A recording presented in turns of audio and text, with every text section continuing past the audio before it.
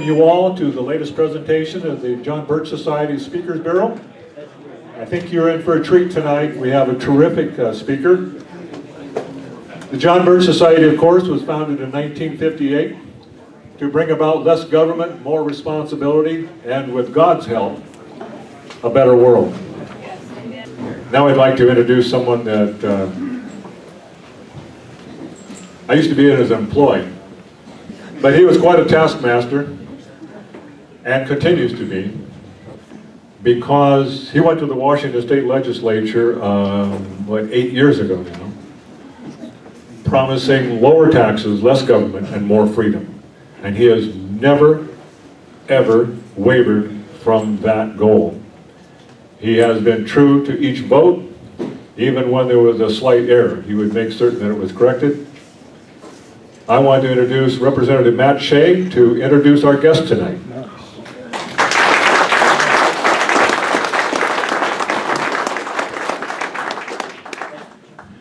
Taskmaster, huh? So it's great to see the John Birch Society not making an impact in the community like I hear over in Olympia all the time. So, wow, it's packed out. We have over, 110 people here, at least? It's awesome. Why are we all here? Because we know something's wrong, right?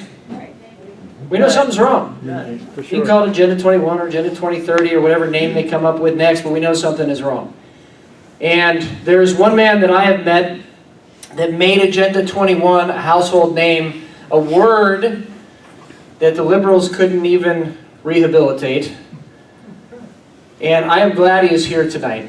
He's a dear friend. He has been in this fight for so long. He's endured so much hardship. Even he stood alone sometimes on the East Coast, getting battered by the media over there, and did not ever once back down. And you know what? He has been vindicated more times than anybody else I know, actually, in the movement. But one thing you may not know about him is he was actually invited to Cambridge to debate. Cambridge.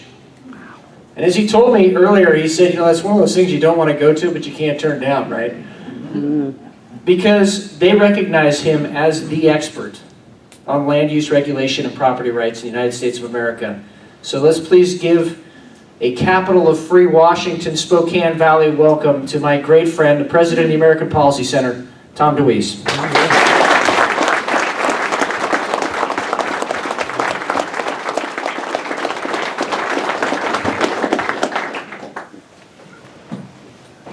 Oh my goodness, people have littered up here.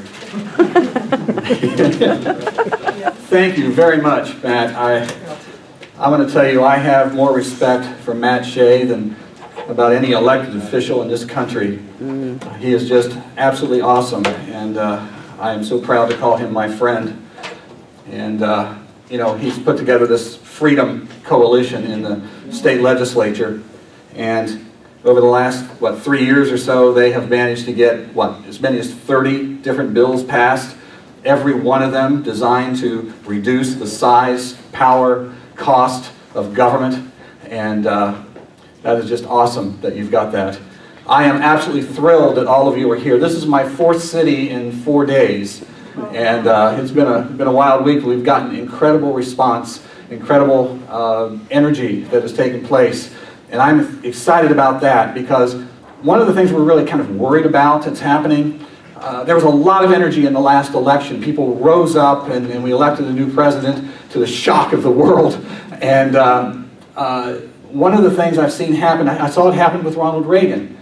An awful lot of our movement, people who are, believe as we do, one is what we want, then they say, okay, fine, he's going to take care of all that for us, and we can stop now, we can go home. And I've seen that happen. I've been told Tea Party groups and other groups around the country, when I've gone there to speak, they say, we used to have 100 to 200 people, now we can only get about 25. Ladies and gentlemen, now is the moment when we need to really put our energy into it. I mean, think about it. We had Barack Obama, we had Hillary Clinton in there. There was no hope of getting anything taken care of that way. They were totally ignored. We now have a possibility to do that. And I've said many times, if Donald Trump did nothing else, the one thing that he succeeded in doing was rolling back the curtain and showing how entrenched these guys are and how far they're willing to go to keep that power. And it is up to us now to rise up and begin to make some headway. We're not going to do it overnight, but we need to be there. And I am so thrilled that you're here tonight. So I'm here to talk to you about what's going on. And I know you've all heard the terms Agenda 21. A lot of you have read books, read articles, been to other meetings and so forth. Let me approach this in a different way that maybe you've heard before. You know, there's always been a force loose in the world seeking domination over others.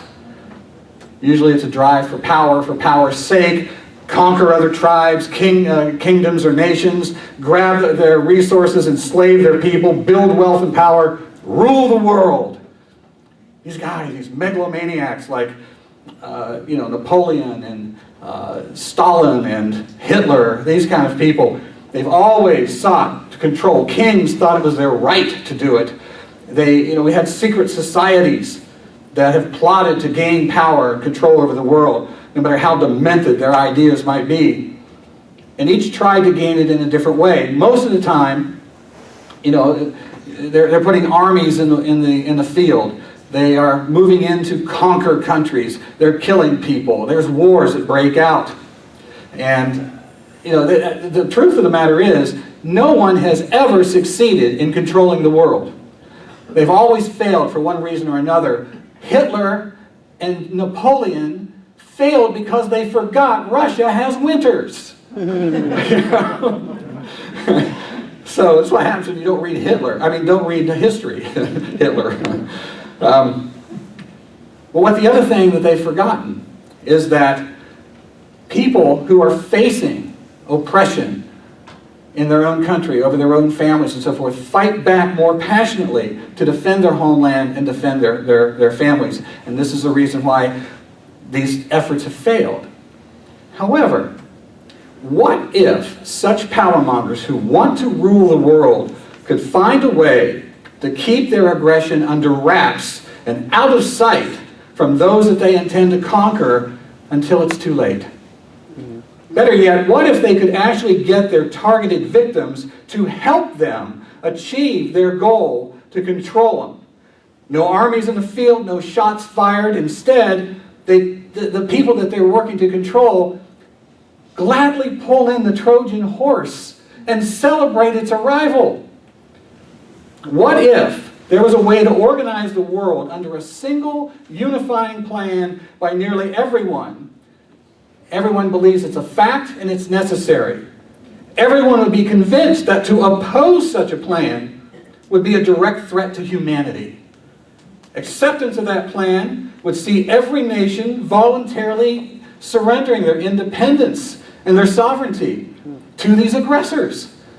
They would even help raise money to pay for the system that the aggressors are putting in place. These new rulers would then issue exact orders that would be followed by everybody, gaining more and more power with each dictate. But people would voluntarily forget their history. They would voluntarily reject their culture and never ask a question about it. Was it not always so, they would say? What could be such a threat, so powerful that the entire world would lie down to accept such global servitude? How about the threat of environmental Armageddon? Who could oppose saving the planet? What if you dared to oppose such a plan? Now, John Birch decided we were going to stand up, we're going to wave our Constitution, say, I've got rights, and I'm free, and I'm independent. Well, the mob, beginning to accept all of this across the globe, around the country, start to fear anybody who had such dangerous thoughts would surround you, and they would rip up your Constitution, and they would shout to you, it doesn't matter what rights you think you have if you don't have a planet to stand on. Right? And only a selfish zealot who refused to give up their creature comforts would oppose saving Mother Earth. And that would be the end of the debate. as your new rulers look on satisfied, as their drive for control is complete, because now they would be in control of all the world's resources, the land, the air, the water. They would leave very little ability for us to oppose it. Well, of course, in truth, such a plan does exist. And it's taking over at a pace and a scope that no force of power ever experienced in history. Hitler would be so envious. So powerful and controlling is this force that so far it certainly hasn't had to fire a shot as it gains new power every day. And the incredible part about this, it's not a secret. Everyone in the world knows of it. The aggressors have written down every detail of their plan and have told us in their own words how it's going to work. Citizens of the world, the direct target of the plan, accept each new dictate in its name and as most nations enthusiastically work to put it in place. An organization called the Club of Rome, one of the NGO organizations out of the United Nations, one of the leading forces behind this plan, openly admitted their purpose and goals, saying, quote, "The common enemy of humanity is man. In searching for a new enemy to unite us, we came up with the idea that pollution, the threat of global warming, water shortages, famine and the like would fit the bill. All of these dangers are caused by human intervention, and it is only through changed attitudes and behavior that they can be overcome. The real enemy, then, is humanity itself." End quote. Ladies and gentlemen, that is diabolical. Turn man against himself so that every aspect of human life is a threat. In order to subjugate the entire human race, get man to imprison himself. First to be targeted. To make this happen, of course, would be the three pillars of freedom: free enterprise, private property, individuality. And what do they call this new diabolical tool that now leads the force of global control over all humanity, where it's quickly invading every single level of our government, our communities, and our neighborhoods? Its name is sustainable development. The term sustainable development was first introduced to us by the United Nations through its Commission on Global Governance. You have any doubt what it's about? Global governance? Can we translate that to mean anything else but world domination? It was then, this policy was then encased in a document called Agenda 21. Now you've heard that term, but what is it, and what does it have to do with changing your community? Well, let me start with some history. In 1992, 50,000 delegates, made up of 179 heads of state, diplomats, business leaders, government bureaucrats, and members of thousands of non-governmental organizations, private organizations, converged on Rio de Janeiro to introduce to the world a document that they called, quote, "a comprehensive blueprint for reorganizing human society." There has never been a more powerful statement for the purpose of government, for the purpose of ruling the people of the world, than that. A comprehensive blueprint for reorganizing human society. And obviously, they thought it was pretty serious stuff.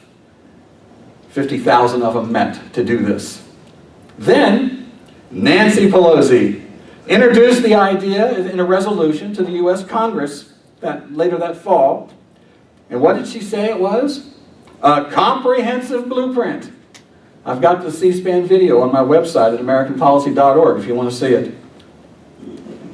The United Nations, in 1993, in one of its publications, described Agenda 21 like this, quote, "Agenda 21 proposes an array of actions which are intended to be implemented by every person on earth."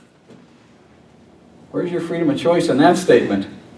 It goes on to say, it calls for specific changes in the activities of all people. Effective execution of Agenda 21 will require a profound reorientation of all humans unlike anything the world has ever experienced. End quote. 50,000 delegates, diplomats, heads of state, the United Nations made that statement. Not some nut over here, some head of some radical organization or something, individual. This was the official policy that they said it was. Then, let me share some documents with you because, you see, I have been deemed by the Southern Poverty Law Center a domestic terrorist because I tell you these things, and they say I have made a career out of spreading scare tactics, and all spreading lies and conspiracy theories. So I don't want to do that. I want to give you their words, okay? The American Planning Association is one of the largest planning groups in the country. They are in practically every community. And in 1994, they put out a newsletter. This is for Northern California. And in it, they have an article entitled, "How Sustainable is Our Planning?" Paragraph 5 of this says this: Vice President Gore's book, Earth in the Balance, addressed many of the general issues of sustainability. Within the past year, the President's Council on Sustainable Development, that would have been Bill Clinton, has been organized to develop recommendations for incorporating sustainability into the federal government.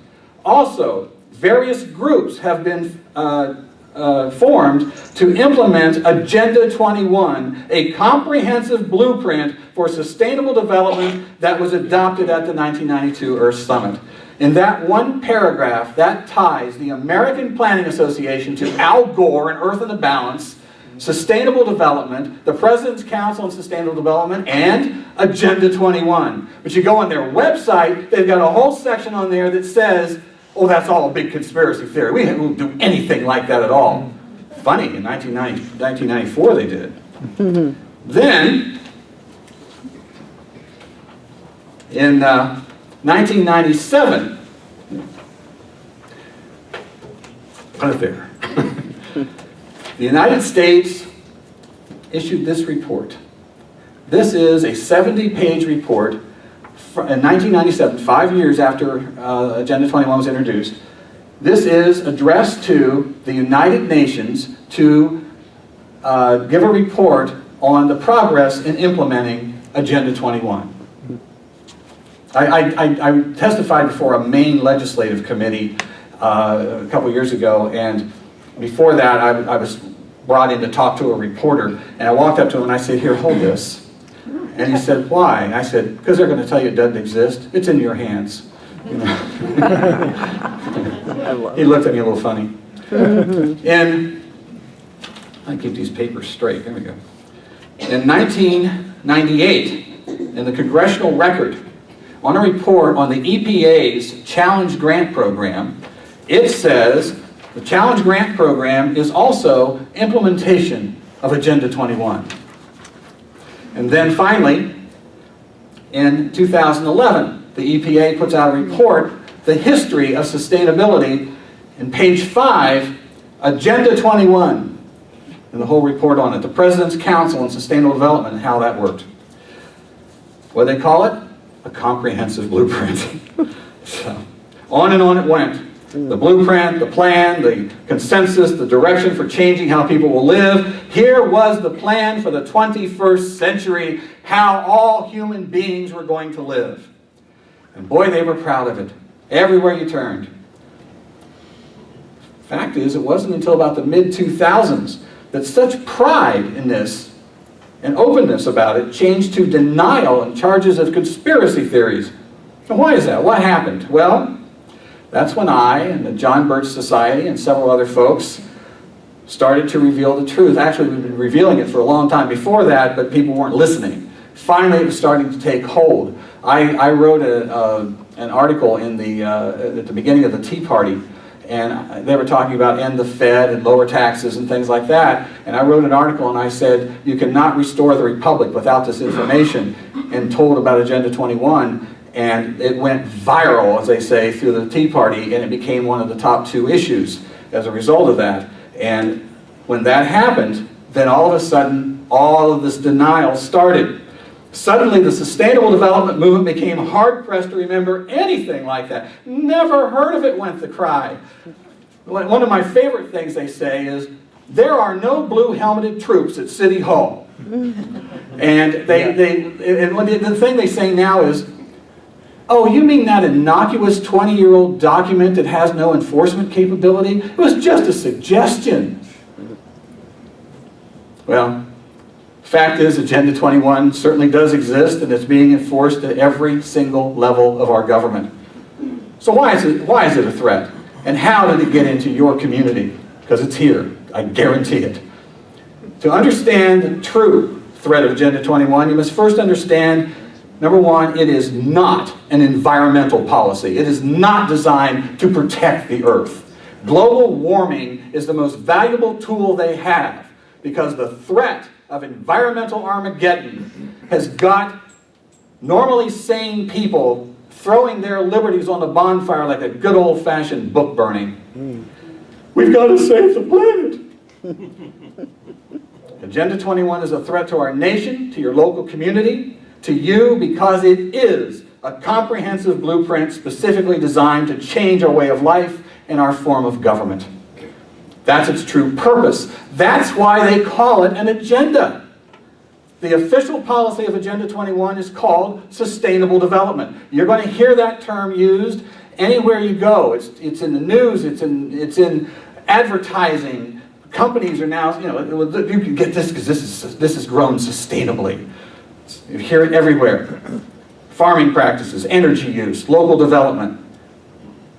The 3 announced ruling principles of Agenda 21 are social equity, economic prosperity, ecological integrity. You notice the connecting circles. That's because they're interconnected in all their policies. These 3 things control every aspect of your life. Social equity is probably the biggest one, the biggest blanket over you. Social justice, social engineering. That's what it's about, redistribution of wealth.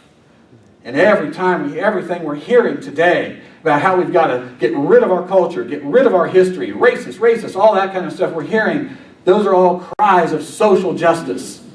There's no such thing as social justice. It's just a bunch of whiners that don't like the way things are. Get you to change your mind. Political correctness, which is nothing but a word for a noose around your neck. Economic prosperity, public-private partnerships. I'm sorry to say that there are libertarian organizations, some conservative organizations, that tout public-private partnerships as free enterprise. I'm sorry to say you can't have a partnership between business and government, equal partnership. Government's job is to protect the businesses from being able to, so they can do their enterprise.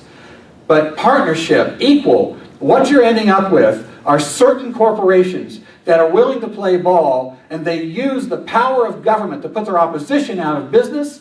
They are using the power of government to get the best places to put their businesses, to get tax breaks, things like that. Government in that partnership gets to hide behind the independence of the businesses and get them, the businesses for them are selling to us through their products, through their advertising and so forth, what government is trying to get us all to do. That's the partnership. That is right out of the playbook of Mussolini's fascism. That's what it is. And ecological integrity, that's just the excuse for the whole thing.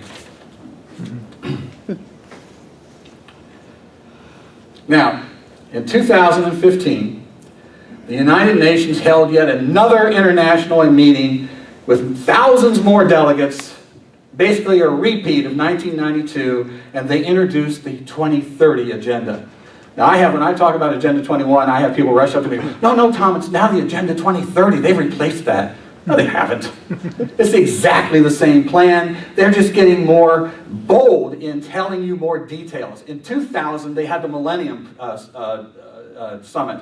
And they created the Millennium Project. One of the people I debated at Cambridge, a 200-year-old debating society, was Salih Shetty, the head of the UN Millennium Project. And we were sitting at dinner before we went into debate. I had ignored him through most of the dinner, but finally I turned to him and I said, "You realize you don't have a prayer, don't you?"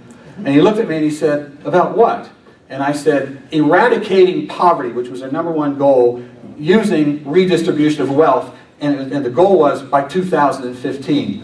He said, "Yeah, I know." Then we went into debate. Well, that's what this whole thing with Agenda 2030 is. The UN uses these things. Now they've taken those 8 goals of the Millennium Project to 17 goals for Agenda 2030. They're exactly the same goals. They just are getting more detailed. They split them. They're kind of splitting and moving in this direction like a big monster.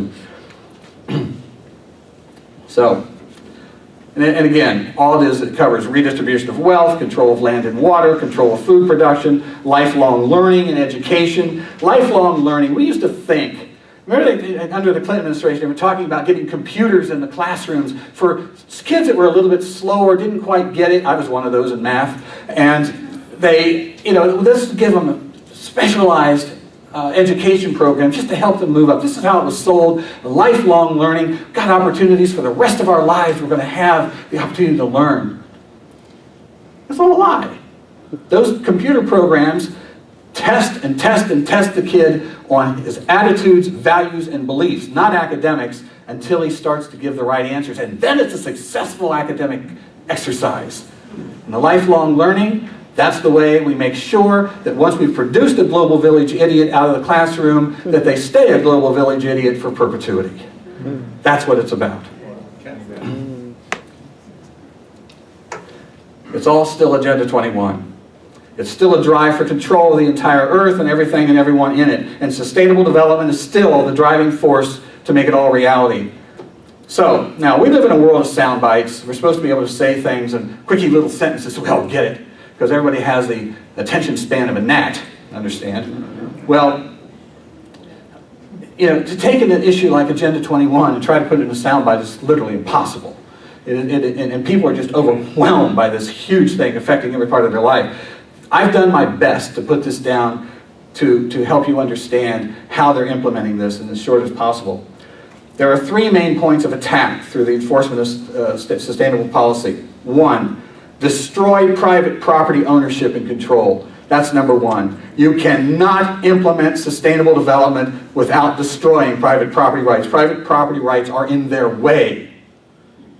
2, impose non-elected regional councils and regional governments, taking government further from the people. And 3, feed the whole plan with federal grant money. They come with very specific strings attached. And when the community takes the grant, suddenly they find out they may have wanted to just fix the sidewalks downtown, but now they've got to figure out how to rebuild the entire place. Now, let's start just kind of an overview looking at your local city council, your county commission meetings, or the planning meetings.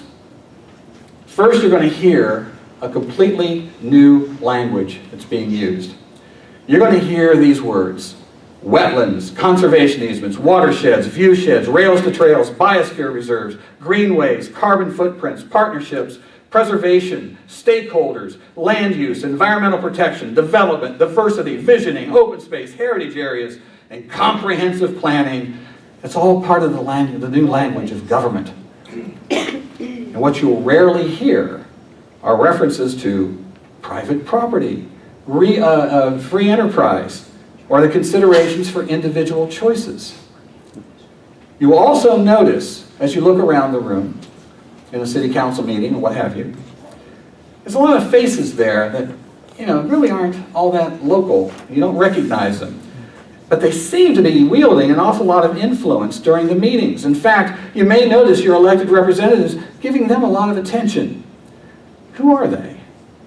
They are planners and representatives of private organizations, of non-governmental organizations. The Sierra Club, Nature Conservancy, the International Council for Local Environmental Initiatives, ICLEI. But there's also more. There are organizations that are pushing for independent or individual projects. bike lanes, conservation easements, land trusts, these kinds of things, heritage areas, all of those kind of things. There are organizations in place to push every one of those things. And the funny thing that you'll start to hear, and you'll even see written in a lot of the documents that they produce, they're talking about stakeholders. These private organizations call themselves the stakeholders. And you'll hear your elected officials mention, well, we met with the stakeholders. Now, I don't know about you, but it seems to me that you're the stakeholders. You're the ones paying the taxes. You're the ones who have to live under these regulations that they're putting in place. These guys, they just come into town in time to put it all in place and then leave. All of these organizations, some of them may be national, some of them are international, all of them are working towards the goal of reorganizing human society. Many of them helped to write the federal grant programs. Let me explain how this happened. After President George H.W. Bush signed Agenda 21 in 1992 at the Earth Summit, saying, oh, sounds good to me. Whole country, hey, that's for America. Funny, didn't read the Constitution, I don't know. But once he did that, then Bill Clinton became president, and Bill Clinton immediately issued an executive order to create the President's Council on Sustainable Development. Now, these same organizations inside the UN that wrote Agenda 21 in the first place converged on the United States. They began to go into federal agencies, HUD, EPA, the Department of Transportation, others, and they began to work with them to write the grant programs. The grant programs were designed to have very specific strings attached, so if you complied with the grant, you were implementing Agenda 21. They also held seats on the President's Council for Sustainable Development, along with agency heads and business leaders, big corporations. I find it really ironic that Enron was one of the representatives on the President's Council. I mean, they knew how we were going to move forward. So, the American Planning Association, as I mentioned, is the largest and most respected planning group in the nation. They are operating in almost every single community. The American Planning Association is part of something called the Planners Network. The Planners Network is officially run by a group called the Organization of Progressive Planners. Is that a clue? It's an association of professionals, activists, academics, and students involved in physical, social, economic, and environmental planning. That's 4 ways of saying the 3 E's of Agenda 21 in urban and rural areas. They promote fundamental change in our political and economic system. Now those things I just read to you, that just part right there, I got from their website. That's what they say they are. Along with the United Nations, the Planners Network openly advocates that free markets and private property are not sustainable. So, now you go to the website, plannersnetwork.com, and read their statement of principles. And here's what you'll see. Quote, we believe planning should be a tool for allocating resources and eliminating the great inequalities of wealth and power in society because the free market has proven incapable of doing this. That is social engineering. That is what every planner in every community believes, and that is what is incorporated in every planning program that they create. Social justice, redistribution of wealth. Eventually, the local government, after all these plans have been put together, this all goes on behind the scenes without anybody ever seeing it, putting all these little plans together, we applied for the grant, got all this ready. Then they have a big deal where they announce it to the community. We have a vision for Spokane. We have a vision for us all. We're going to have a better world. Local governments announce this for our future development.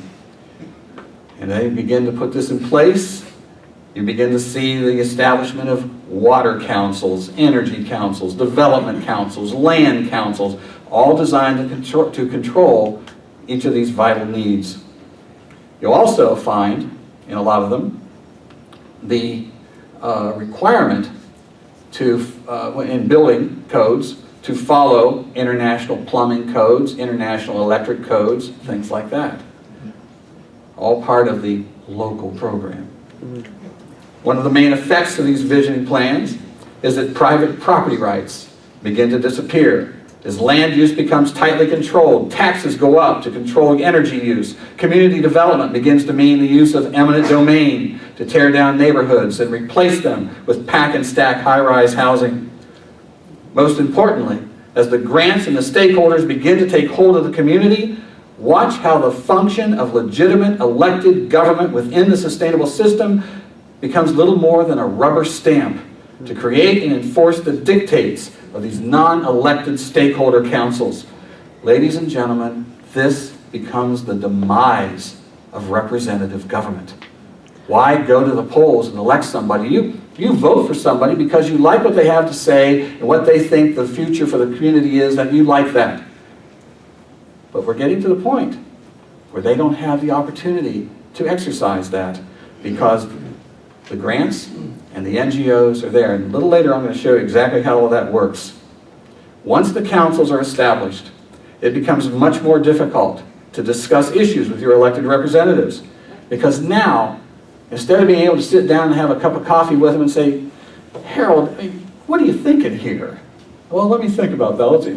Instead, he'll say, well, you need to go talk to the proper council or the administration or the department. They'll take care of you over there. And so you go over there and you try to talk to Charlie behind the booth there, and he is nothing but an unresponsive, appointed hack, armed with his own political agenda. He does not care what your problem is. These councils begin to grow and expand in power. Eventually, regional councils are established, making up, they're made up of non-elected members. And they're appointed.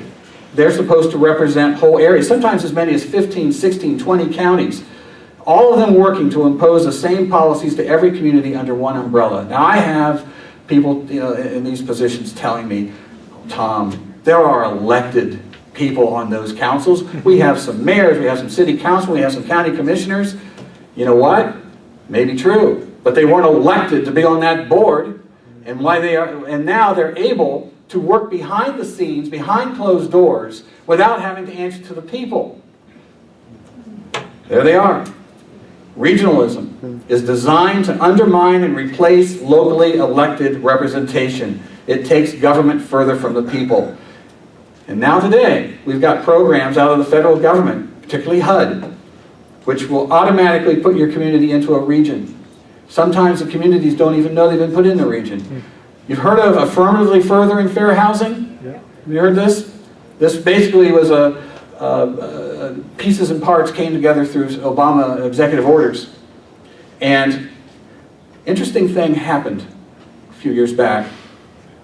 Westchester County, New York, happens to be the home of George Soros and Bill and Hillary Clinton. They had taken a grant, and an NGO organization, which by the way consisted of two people, a husband and wife, decided to check on something. Here's this grant with these strings attached. Did Westchester County comply to that? Well, they thought they'd find out.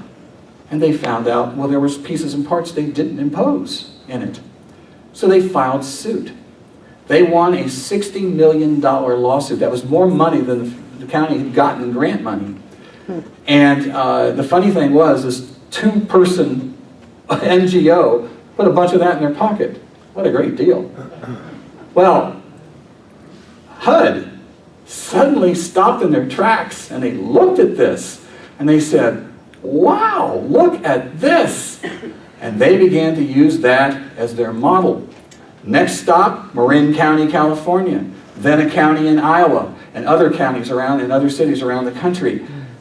HUD agents converging on communities, filing lawsuits against communities for not complying. The end result of this is your elected officials become nothing but agents to follow the dictates of these federal representatives. They become your government. These regional councils are usually the ones that apply for the grants, infecting every community in that whole system. Their plans do not protect private property. And the regional councils impose a one-size-fits-all regulation without regard for local wants and needs, and fighting them becomes nearly futile. Who do you talk to? Where do you go? How do you stand up to them? Regional councils answer to no one. They are not elected, and that makes them the perfect vehicle to enforce sustainable policies which, what's the point of that? What's the purpose? It is designed to change human civilization. The grants with the strings attached make sure of it. The grants dictate rules, regulations, and money to urban and rural communities across the country, enforcing code revision, transit-oriented developments, so-called affordable housing, corridor planning, green building codes, and climate change policy. And they use the force of eminent domain to recreate your entire community within the image envisioned in these codes and these development plans. Ladies and gentlemen, that is what local officials are telling you is a local plan. That is what comprehensive the blueprint is in action. That is what regional planning really is. And groups like the American Planning Association push the process, and they say, we'll bring these out. We have a voluntary plan to cut our carbon footprint. We're going to try our best to reach this goal, to cut our energy use, to cut down on our water use. They have all kinds of little plans there. You know what happens to those voluntary ideas? They become mandatory. Rules and regulations dictated through the grant programs. And today, across the nation and throughout the world, there are regional visioning programs being put in place. Interesting thing, you can Google Dubai 2050 or Jamaica 2050 or Heartland 2050, which is Nebraska. They all read exactly alike. The one thing that all of these plans have in common, none of them are local. It's all the same. These are the exact same plans, no matter where they are in the world. And that's by design, because they are being implemented by the same planners across the country, fueled by the same grant programs, and aided by the same NGO groups. Usually the term is smart growth in most of the cities. Smart growth planners promote their schemes by insisting that Americans live the wrong way. And they insist land use regulations to impose all this will help us live the right way. So here's how it works. They put a line around the city, and they say no growth will take place outside of this. That's urban sprawl. We're going to have everything inside a perfect human habitat. And they begin to put all the pieces and parts in place. They begin to put regulations on building, as we talked about, and targeting cars, things like that. And this becomes the focus for future housing. It means that the use of private cars are discouraged in favor of public transportation, bikes, and walking. And here's how they do that. How do they get you out of your cars? Higher taxes on cars, of course, and on gasoline. I love it. Fracking, miraculously, through all these rules and regulations, the free market worked and brought down the price of gasoline, almost cut it in half. An amazing event that most people have missed. But what was government's response to that? Well, look, the gas prices have come down now. We had it at $4, now it's closer to $2. Well, let's tax it. Tax a little higher. People won't notice, we'll just put the tax on there. So the benefit of all this wonderful thing is government, which didn't do anything to have it happen in the first place. The other thing, they are now beginning to work on plans to tax every mile you drive. Every car you've got now, unless it's a much older one, has that little black box in it that will tell them everything about your driving habits, including how many miles. For a long time, it was an argument in the Obama administration. Would it be the federal government or the states that would charge these mileage taxes? Obviously, they figured it's the states because Oregon became the first state to begin to implement it. Most plans include a program they call the Complete Street. I love this, the Complete Street. That's an edict that cars have to share the road with bicycles. Every one of these things is designed to make it more difficult to drive your car. And so that you begin to say, I need to go to the grocery, but oh man, I don't want to get in the car and go. And that's a victory for them when they've done that. Now they're putting, and they have a thing called traffic calming, where they put the speed bumps down the street. Every time you go, kaboom, kaboom. So now, with the speed bumps there, now they want you to buy one of these little clown cars that they say are environmentally correct, where 1.5 people can sit in them. And now you're driving down the street with the speed bumps, and you're going way up over this side, on that side, and then down on this side. Well, eventually you're going to say, I'm going to stay home. In many streets, in cities, San Francisco, they're now building residential apartment buildings without parking lots. New York City implemented what is called a progressive street project. They built more than 400 miles of new bike lanes, and they created a massive pedestrian plaza in Times Square by closing 5 blocks of Broadway to cars. It's hard enough to drive anywhere around Broadway, but now they've closed off 5 blocks. The announced purpose was to, quote, change the culture. The pedestrian plazas are placed in the center of what were once busy streets, blocking off the traffic, making it difficult to drive in the city. But here, the language that they use to promote these things, that people can now congregate and sit at tables and outdoor atmosphere and enjoy each other rather than rushing around by themselves in cars. One of the leaders of this project said, quote, what we're trying to do is see equity in public places, social equity. Here's my favorite quote from her. She goes on to say, when you build your streets for cars, you're actually building in the expectation that people are going to have cars.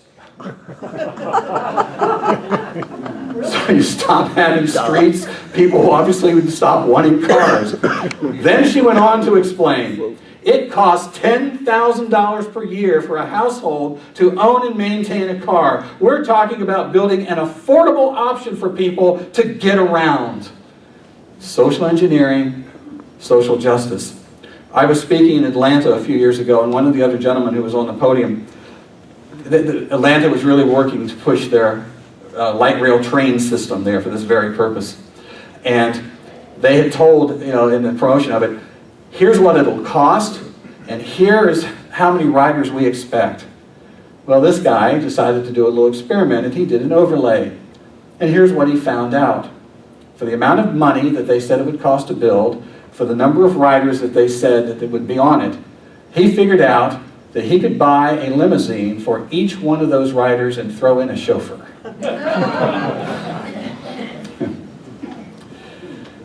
Now, tell me if you have heard your local officials say something like this in defending their plans. They talk about the chaotic growth. We can't allow that. We've got to have a good plan to have the community move forward, right? You hear these things, right? Yep. Chaotic growth. Listen to this quote. The chaotic growth of cities will be replaced by a dynamic system of urban settlement. The region is formed by the economic interdependence of its development from the industrial complex to the industrial region. The region has a single system of transportation, a centralized administration, and a united system of education and research. Sound familiar? That quote was made by a gentleman, an architect, named Alexei Gutanov in 1968. He was a Soviet-Russian architect writing in a document called The Ideal Communist City. Could it be that sustainable development really is the extension of the master plan for the ideal communist city? Of course not. Your local elected representatives, planning groups, the planning departments, they all deny any international connection to their planning programs. It's all local, local, local. So now we have, coming out of everywhere, local, local, local, Russia, Russia, Russia. Local, local, local. I mean, it's all the same. And where will all this lead? Well, let me give you a little idea. I know you've all felt some of this anyway, but You know, a few decades ago, Portland, Oregon was announced as the poster child for smart growth policy, and there it was pretty much fully implemented. Once the ban on suburban development, that urban sprawl that they call so disdainfully, is in place, there is now a controlled living area that does not grow. What happens when the population of the community does grow? It gets crowded, more densely populated. There's only one way to go. Up. In Portland, the planners kept upping the density requirements for housing. To increase urban densities, the planners turned dozens of neighborhoods of single-family homes into apartments and condos. Eventually, Portland planners decided that row houses and low-rise apartments were not enough. They changed the rules to enforce the building of high-rise apartments. There's pack and stack, that we call them. And again, the promotion. Livable, walkable communities. They paint a lovely picture, almost like an 18th century atmosphere, but with modern technology, where everybody can play in the parks and walk to the store and hang out with your neighbors and your family, play with the kids, ride your bikes. A happy, healthy neighborhood, they call it. Every one of these plans always talk about healthy. You know what they mean by that? Because you have to chug along on your bicycle or walk. San Francisco built, a few years ago, a government building that they said was the most sustainable building in the country. What was so wonderful about it? It was so healthy, because the elevator only went to every other floor, so you had to walk up the steps to get to the next floor. How healthy. Wow. I don't think it complies to the Americans for Disabilities Act. But eventually, Portland planners decided that row houses, low-rise were not enough, so move it up. They called the center of the plan in Portland was the light rail train system. The desirable homes, according to the planners, were those that were along the train system. That way, we were going to get cars off the streets. You just get on the train and go. So we'd get rid of the cars. The streets wouldn't be crowded with them. Bottom line to all this is, it's all a lie. The result of Portland's grand plan is that increased density destroyed the local neighborhood atmosphere. Congestion is worse, crime is on the rise, housing and consumer costs are higher, and urban services such as fire and police and schools actually declined a bit as the city took money from those programs to subsidize the high-density developers. And those growth boundaries, that line around there, limit space. Few can afford a single-family home even if you can buy one. These smart growth economic realities, and now what do we hear from the promoters of this about we want diversity and we want to help the poor and we want to rise people up equally and so forth. Smart growth economic realities are now forcing low-income and young people out of their ethnic and low-income neighborhoods and into public housing programs, as expensive high-rise condos replace their homes and destroy any local businesses. As they bring those bulldozers into the center of the community and they begin to wipe it all out, there are people there who have homes. And I want to tell you, first of all, I haven't mentioned this, but the only real way to eradicate poverty is through private property ownership. This is the only way that the average person has a chance to make a large amount of money. And the reason that we have such teeming poverty around the world is because private property is not allowed. And so you have folks there that have private property. They also have private small businesses, mom and pop shops and so forth. The bulldozers come in and take it all down. Then they build these expensive condo high-rises, and corporations come in, and now they're the businesses that serve it all. What happened to those people there? They're put on government programs. They're now trapped. They are now told by the government, here's how much money you're allowed to have, and how to live, and here's where you're going to live. And these people have no opportunity for hopes and dreams and building a life of their own. This is creating a section of our country where a certain segment of people are forced to live in a different way than any of the rest of us. And you can boldly say, well, they can get off of welfare and they can go out and do it on their own. Who is going to give up a surefire money coming in, no matter how little it is, if they've got no real prospect that they can replace it? They're not going to do that. The program stinks. The program is wrong. The program should be changed. But smart growth is making it worse by the minute for these people. In the San Francisco Bay Area, thousands of low-income families are being uprooted from their homes and relocated. They're putting in what they call preferred development areas. These guys are so clever with their terms. And in Portland, of course, over 10,000 minority families were put out of their urban homes. In Seattle, the city government now, which has been doing all this stuff for decades, has now run out of federal grant money, but they have found that they have to spend more money for more of the subsidized housing, and so now they're going to start charging construction taxes to pay for more of this housing, raising the prices of homes even more. The smart growth policies are fully implemented. The only property owners in the future, this is something to really consider. Look at these cities as they are, as far as the eye can see, these condos. There's no property rights there, except the corporations that own that. There'll be no property owners, there's going to be corporations now in partnership with government. And they will make all the decisions on living conditions in direct partnership with the government. That isn't freedom. And what's going to happen when they've gone up as high as they can and the population continues to grow? They're going to start making, they're already doing this, making the condos smaller. Eventually they're going to get smaller and smaller and smaller to where you've got a cot and you've got a sink. No, I'm sorry, that's a prison cell. That's What's it like living in the utopia of sustainable development where everything is well controlled and well ordered? As populations continue to grow, they get smaller. Power companies in partnership with government are now installing smart meters on private homes. These meters give the power company the ability to control your temperature in your home. They will control the thermostat as a means to cut your carbon footprint. By the way, if you have no carbon footprint, you are dead. Which I think is probably the goal. And anybody trying to stop them from installing these on their own private property are met with arrest and no power. In Montgomery County, Ohio, a lady by the name of Jenny Granado and her family are the victims of the Miami Valley Regional Planning Commission as that commission forced a bike highway across their property. This is not a bike path that we go out on the weekends and just have a good time with the friends. This is meant to be downtown Saigon with bicycles and everywhere. Jenny knew that she has a 150-year-old farmhouse and they had a yard out in front. There's a highway that runs in front, but they had a big thick hedge right there, and to block out the traffic and stuff. And her mother had a beautiful magnolia tree. She had a swing sitting right there. Loved to sit there under the swing, look at it.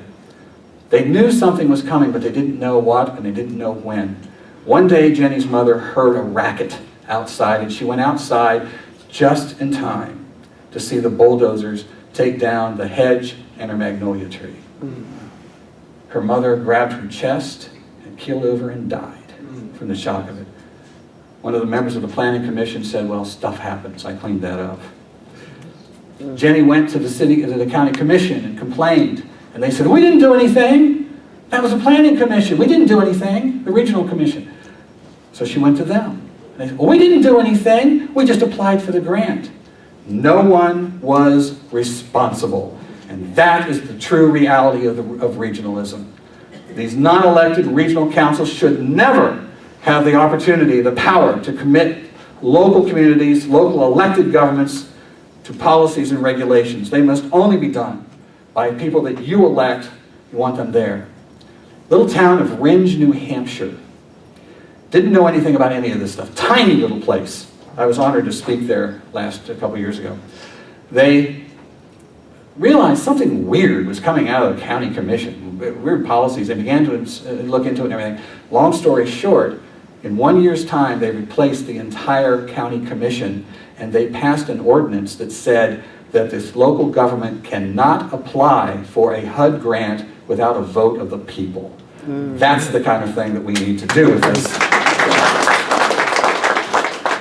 Let me just say, the problem, I'm not talking here about traditional zoning and planning. There's a lot of debate about that. Should we have zoning, should we not? What I'm talking about here is the emergence of raw government power that is unchecked and out of control as it ignores individual liberty and private property rights, and you have no ability to talk to them.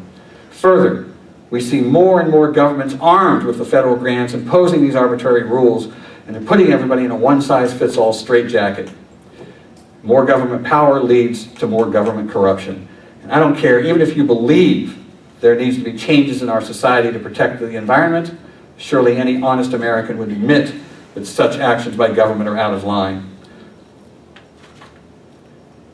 Here's the interesting thing. A few years ago, the American Planning Association did a study to see if all of their efforts to enforce smart growth worked. Their own study showed smart growth does not work. Here is the final concluding paragraph of the APA's study. The current planning policy strategies for land use and transportation have virtually no impact on the major long-term increases in resource and energy consumption. They generally tend to increase costs and reduce economic competitiveness. In many cases, the socio-economic consequences of less housing choices, crowding, and congestion may outweigh the very modest CO2 reduction benefits, end quote. But has the APA stopped pushing this mess? No, because they're getting very wealthy and powerful off the grants. Sustainable development is an international scheme disguised as national and local policy created to rein in those radical ideas of individualism and personal privacy or private property rights, and to harmonize all nations into a central global control. You know, control the world.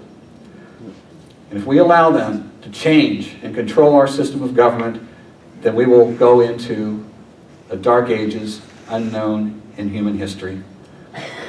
And isn't it significant to see that as private property comes under attack through sustainable development, that our country is also becoming less wealthy and less free? So how do we fight back? One fact is clear. They will not be able to enforce sustainable development without damaging or destroying property rights. It's time that we demand a government that treats property owners like owners, not chattel to be pushed around. Right. Absolutely.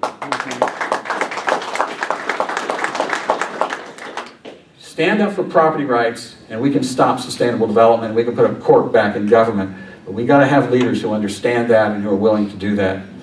And understand this, as I said at the beginning, the fight starts on the local level, not in Washington, D.C. We spend all of our time focusing on Washington. Right here, this is where we can turn it around. Those pushing for, forces pushing for the sustainable agenda are deeply entrenched in every city. They are highly organized and massively funded, and they have that very specific goal, and they will stop at nothing to fulfill it. We have one choice: to fight. Fight for your homes, fight for your community. It will take, literally, it will take a trench warfare in every city council meeting and in every county commission meeting. Here's one of the problems with our movement. We want it now. Now, now, now. And we go to a meeting, we sign a petition, we make a phone call, and nothing happens. And we go, well, that didn't work. There's nothing I can do. We've lost the republic. Oh, golly, shucks, golly. The other side knows you're going to do that. They know you're going to go home. They're sitting there like this saying, okay, they're gone. Now, here we go. Let's go on with it. We can't do that. Number two, get a clear definition of property rights so you have a platform to stand on. Let me give you one. It comes right from your state. Supreme Court Justice Richard B. Sanders, in 1995, they were dealing with more and more of these sustainable development cases where they suddenly realized that they didn't have a good definition of property rights.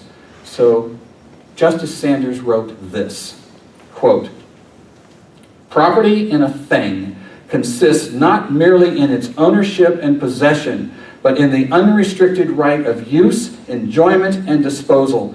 Anything which destroys any of the elements of property to that extent destroys the property itself. The substantial value of property lies in its use. If the right of use be denied, the value of the property is annihilated and ownership is rendered a barren right.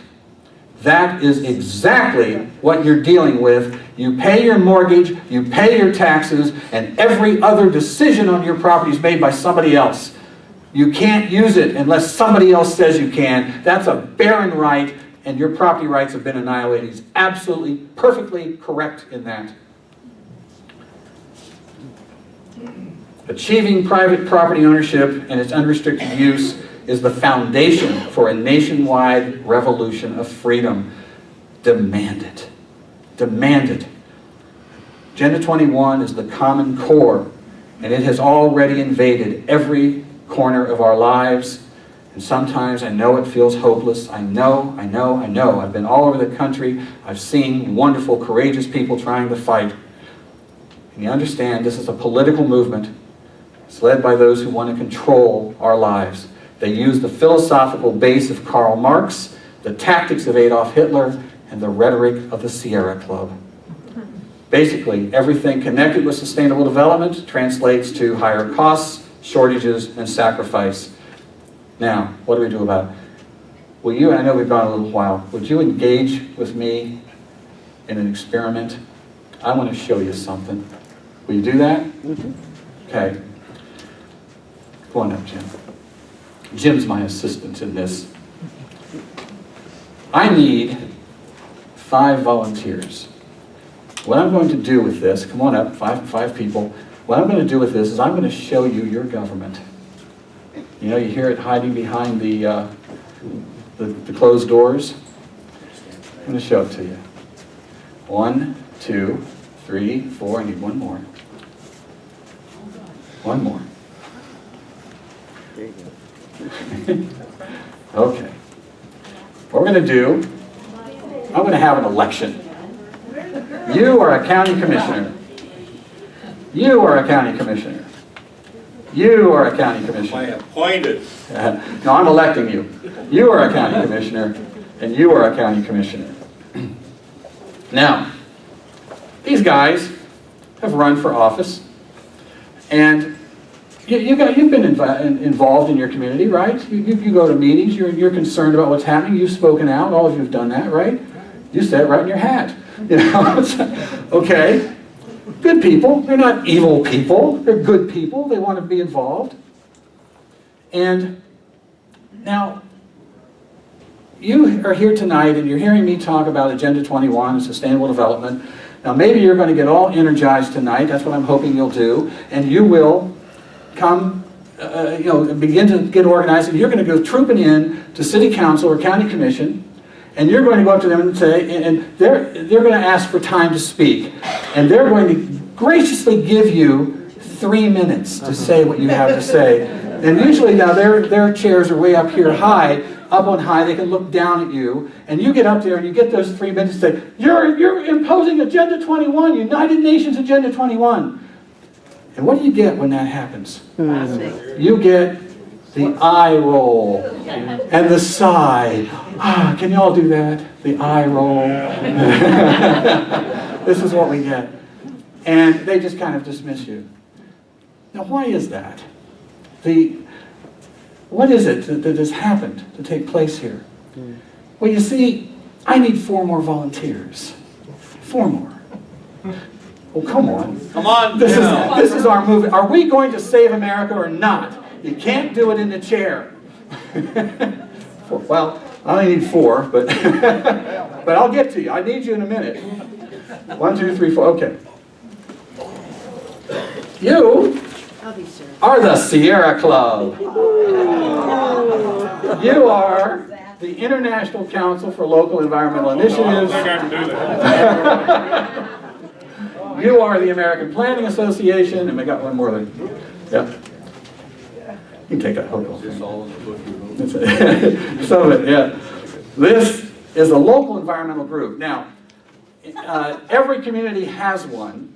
In fact, you probably got about 50 of them. You're representing a big mob here. In my community, in Warrenton, Virginia, this is called the Piedmont Environmental Council. They control 9 counties, and they're also interconnected with others for other counties. They control every single thing that happens there. They literally are the people on these stakeholder councils. They are the ones who are employees at City Hall, things like that. ICLEI, what they do is they bring in, first of all, these guys decide to pay them dues of your tax money, and they bring in computer programs, training programs, newsletters, experts to come in. They set we were talking about setting the energy use and cutting the carbon footprint. They're the ones that set this. They helped write Agenda 21 in the first place and made it their goal to come into every community in the world and to implement these plans. Now, a couple of years ago, they were up to 650 American cities paying them dues. I'm quite proud to say that once we put a real target on them, we were able to get 150 cities to rescind that. And the head of ICLEI USA, told a friend of mine, not knowing who he was, my friend said, "What do you think of all these groups attacking you?" He said, "Oh my goodness, we can't stop. We're terrified of those people. We can't get any more cities to join us."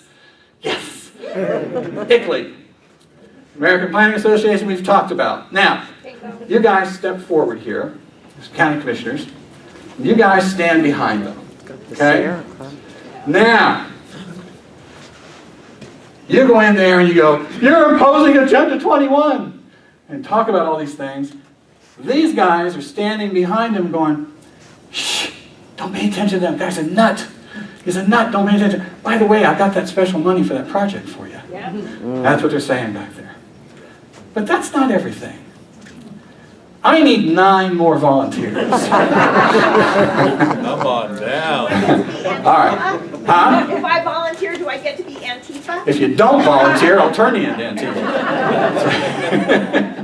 Come on up. Come on, Pat. Okay, come up here, Jim. Wait a minute, stand here, stand here. Okay. Now, here's what happens. One of the reasons why this is happening is that when these guys get elected, the first thing we do as a community is we ship them off to national organizations. And who do they hear there speaking but these guys at the podium, and they have sample legislation. And then they talk to other communities who have been through these things before, and then they come home and they meet them and say, "You got the sample legislation? Hey, we got that money for you." They, after a while, begin to believe this is the proper role of government. So when a nut like me comes in and starts to talk to them, then they've never heard that. So who are these people? You are the U.S. Conference of Mayors. Oh. And let me just say here, the U.S. Conference of Mayors is a 501c3 private organization. In 1996, they made the Kyoto Global Warming Treaty a centerpiece of their agenda, and they are implementing the UN's Earth Charter as a guideline for policy decisions. Way to go. Thank you. Stand back there in the back. You are the National League of Cities, a 501c3 private organization. Cities got to pay dues to them. They support gun control, smoking bans, and other nanny state regulations. They oppose private property rights movements. Good job. Are you in? Okay. You are the National Association of Cities, a 501c3 organization. What? Counties. I'm sorry. What did I say? Cities? Counties. I'm sorry. Counties. They're a 501c3 organization. They work with the Conference of Mayors, putting all these things in place. They even attack private property organizations. You are the International City County Management Association, a private organization, 501c3, and you promote the concept of worldwide sustainable development as your policy of choice. Isn't that nice that you get a choice? You are the National Conference of State Legislatures, a 501c3 private organization, work to ensure that federal programs operate hand in hand with state programs. In other words, makes federal programs and implements state policy in a seamless and harmonized manner. Just very efficient. Yes, yeah. You are the Council of State Governments. Oh, a 501c3 private organization. You work to promote uniform state codes and regulatory systems, worldwide sustainable zoning. And you are the National Governors Association. Yeah, yeah.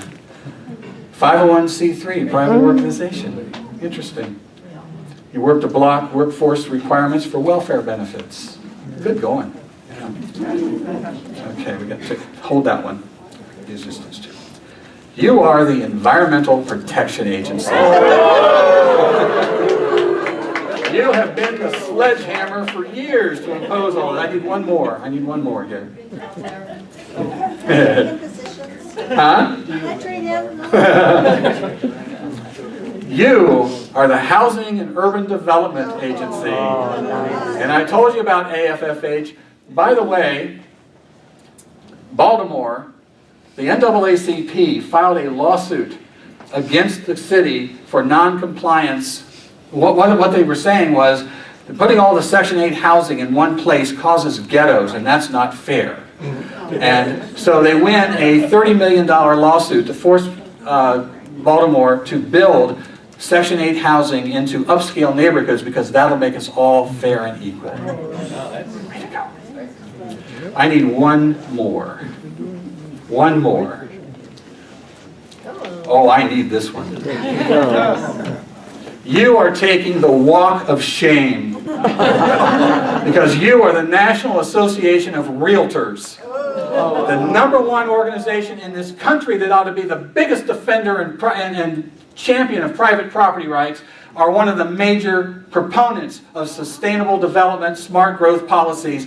I am urging anyone who is a realtor, you have got to rise up against these clowns. You have got to stop this or you will have no product left to sell. These idiots are putting themselves out of business for political correctness and political power and grants. Shame. Shame. Take a good look, ladies and gentlemen. This is your government. This is your government. Now, what do we do about it? Execute. Donations, please. Let's look at it this way. Now, this is why we rush into going, you're putting up Agenda 21. Oh my goodness. And they're going, I roll, so get out of here. Sometimes people are bodily removed. Let's try it this way. I have here a document called A Resolution to Protect Citizens' Property Rights. What this document says is, number one, three things it says. Number one is, if they are going to discuss something that's going to affect my property, they'll bring me into the discussion. There's a radical idea. Second thing it says is, if you are going to go ahead with the plans and my property is damaged in a monetary way, some way that you're going to reimburse me for that one way or another. The third thing it says is that they can't bring their agents, their little lackeys, their little guys with cameras and measuring sticks and all this on my property to determine what they're going to do to my property without my permission. Radical. And here's how you use this. You get that 3 minutes and they're up on high, looking down, and you just say, ladies, gentlemen, as you're bringing these plans and these planners into our community, I've just got one question for you. What guarantees do I have that you'll protect my property rights? I'll guarantee you to a person, they will say, oh, of course we will. Hey, I'm a property owner too. I, in fact, have this on video from Roanoke, Virginia, by the way. And you just smile and say, I'm really happy to hear you say that. But gentlemen, ladies, I'd like to have it in writing, please. Now watch him turn purple. I've had him say, well, we'll take that under advisement. And go back the next week. Well, what do you say? In Roanoke, Virginia, the chairman of the county commission said, I'm not going to sign that. And the lady that I sent in there to do this said, well, why not? I'm not going to debate it with you. Well, I'm not going to debate it. I said, well, why won't you sign it? I believe there's a higher agenda afoot here. I'm not going to sign that. Three things. South Carolina, down in Greenville, had another lady do it. The county attorney marked it all up as to why they can't possibly sign this. Now, when all this comes about, and they say they won't sign it, because they won't. Nobody has yet. And I'll tell you what we're going to use it for. But when that moment happens, then you have to ask the most radical question in the English language. Why? And listen to what they say. This is a tool. This is a setup. This is getting them to openly admit they will not protect your private property rights. Now you have an opportunity for a campaign. Now you have an opportunity to throw one or two of them out of office. Now you have a tool. This is what it's for. Number one, do not do this alone. They will marginalize you and throw you out the door and nothing will ever happen. What you need to do on that day, when you promote it, when you go back in and you ask them why they won't sign it, and you ask why, now you need 15 people in that line, and they need to say why. Matter of fact, everybody stand up. Everybody. And say why. Why? Everybody say why. Why. Louder. Why. Louder. Why. That's the way your county commission meetings need to sound. The problem is these guys never feel any pain. You can sit down. They never feel any pain. They never have the consequences for what they do. You need to make them feel pain. You need to have them fear you, not you fear them. This is the key to it. We've got to make these places our own place. The other side's already done that. You've got to turn out. Make them feel that pain. I guarantee you this. You start a campaign, next time you show up, bring some more people, and have some posters and have some of their pictures on there saying, why won't he protect my private property rights? They do not want that light shining on them. By the way, the reason that I kept saying 501c3 private organizations, because people believe that the National Governors Association, the Conference of Mayors, all these are government organizations. They are not. They have no authority whatsoever except these people give it to them. Right. That's the reason. You get people in office who won't give them that, throw them out and send them home. They got no business in your community. You have a right to run your community the way you want it, not them. That's what it's about. And I guarantee you this. You take one or two of these guys who refuses to listen to you and run a campaign to get rid of them, and you succeed, these guys are going to shake in their shoes. Let me tell you what victory is. The day that these guys back here start to say, hey, I got the next plan for you. Hey, we got this ready. Got it all right here in a box for you. Got the money for it. And these guys look at it and say, are you nuts? Do you know what my people will do to me if we do this? Yeah. That's victory. Yeah. That's where it has to be. You got to be engaged. You got to fight. It can be done. Can it be done, Jim? Yeah, it can. Absolutely.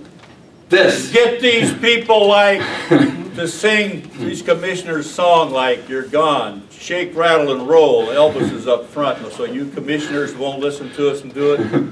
Go. So, gentlemen, I thank you very much for your assistance, and you're now out of office.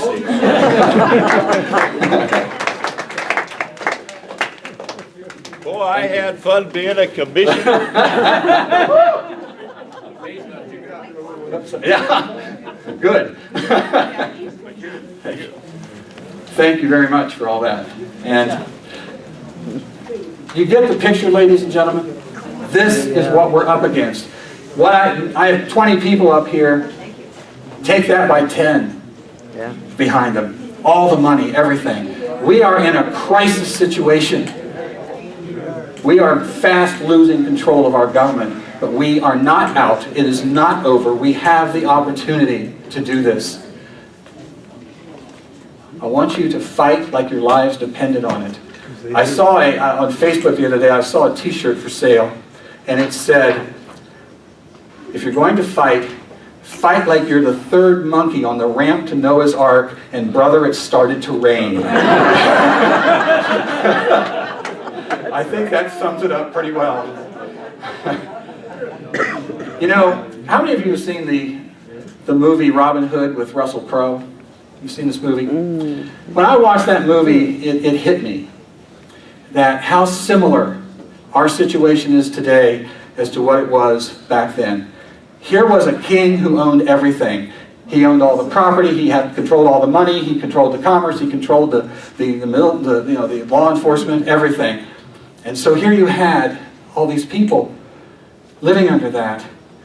What possible chance would they have to rise up and do anything about that? And they began to work on it. They began to try to fight back. A little step, a little step, a little step. A lot of it was education. A lot of it was behind the scenes, trying to get things to go. But they began to fight under a slogan that said, "Rise and rise again until lambs become lions." Keep that in your mind. We have got to go to these council meetings. I hear, Karen, you can tell me, council meetings, do they ever hear our people? You guys, they're not there. We're not there. That's why when one of us shows up with one of these things, they think we're nuts because they've never heard it. We've got to be there, and they've got to be sitting there going, "Oh my God, they're back there again. Oh no." Cannot stay home. If you begin to look down and look at your feet and shuffle and say, "Well, I tried, but it's not going to work." One of the real problems with our movement, as I said, is we want it now. We go down and we want a full victory right now. We waved the sign, we made the phone call, we didn't get it. It's not going to happen.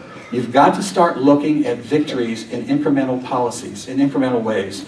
You've got to start, even if all you did was show up and make a statement there, that's a victory because you were there and you spoke out. You might be able to get somebody else who never heard this before to listen and say, "Oh," and now they can begin to build a movement that way. Be there, show up, participate. All I can tell you is, one step at a time, rise and rise again until lambs become lions. Thank you. Wow.